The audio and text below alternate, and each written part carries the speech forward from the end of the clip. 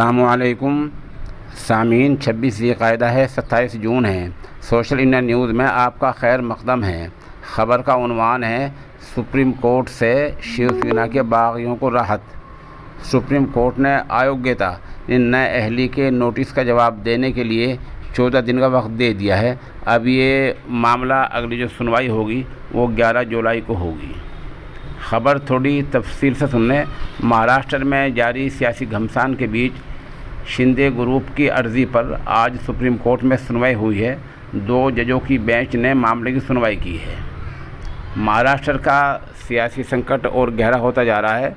मामले की सुनवाई करते हुए आज सुप्रीम कोर्ट ने शिवसेना बागियों को राहत दी है। सुप्रीम कोर्ट ने अयोग्यता नए अहली नोटिस का जवाब देने के लिए 14 दिन का वक्त बढ़ा दिया है। अब ये पूरा मामला 11 जुलाई को सुना जाएगा।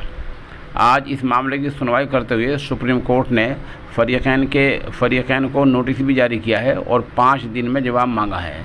सुप्रीम कोर्ट ने इस मामले में अगली जो सुनवाई होगी वो 11 जुलाई को होगी।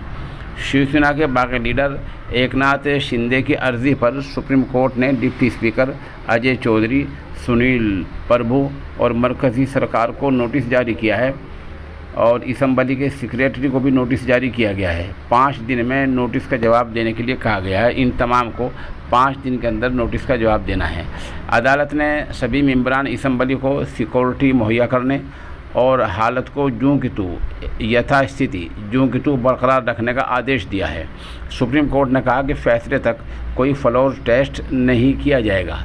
सुप्रीम कोर्ट ने कहा कि क्यों ना नाअहली के मामले को तब तक रोक दिया जाए।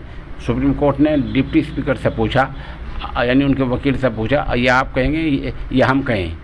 बहरहाल अब ये मामला 11 जुलाई तक टल गया है और अगली सुनवाई 11 जुलाई को होगी।